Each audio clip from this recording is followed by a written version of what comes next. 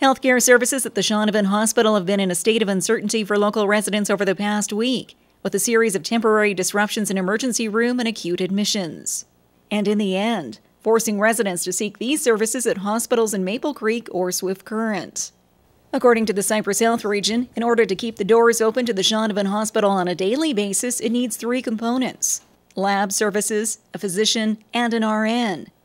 And since February the 14th, the nursing situation has become even more dire than in the past. We've had a few of our staff here take other opportunities both within the region and outside of the region, which always causes us to be short a little bit. We are working through our recruitment and retention strategies to try and bring some people down into the area. And unfortunately, the last couple of days here, we've been shy in RN for multiple different reasons. Like I said, we've had some people take other opportunities. We've also had some unannounced illness in some of our staff that have done a wonderful job of covering for us that weren't able to cover this time. And we've been working with a contract company as well, and unfortunately, one of their staff members that we had been using came down ill and had to return home, and so that left us short. Regier goes on to add that the region made the decision to go forward with the temporary closures over the past week out of concern for the sheer safety of patients, and to allow some of their regular staff at the hospital a few days off, rather than working these individuals around the clock until the matter was resolved. And although it's not evident at this time on the Health Region's website, they are actively recruiting nursing positions for Shaunavon. We actually are working through, right now we have a grad nurse that's doing orientation here. We're just waiting for her to get her registration from the SRNA.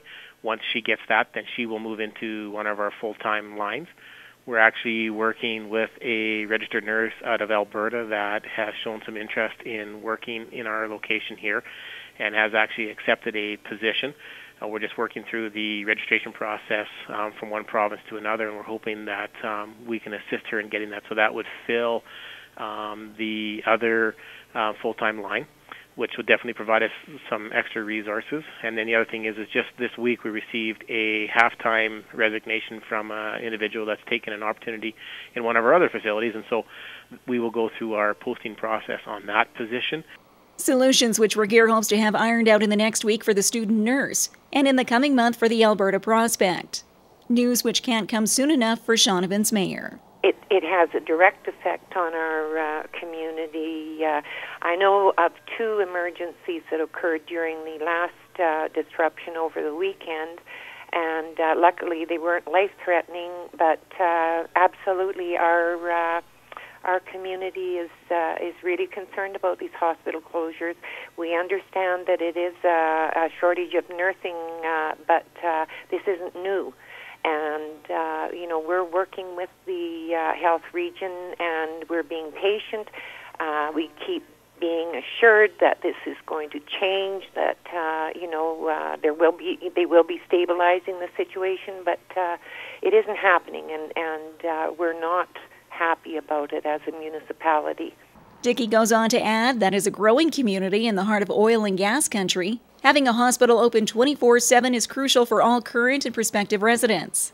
And the town has already done its share to help out with the nursing recruitment scenario. But I'll tell you, we're just about at the end of our rope, and if it's investing, we're here as communities. We want to work and we want to bring nurses here, but that's not our job. That's Cypress Health Region's job to do that. And but at the same time, we provide housing for the contract nurses that come in.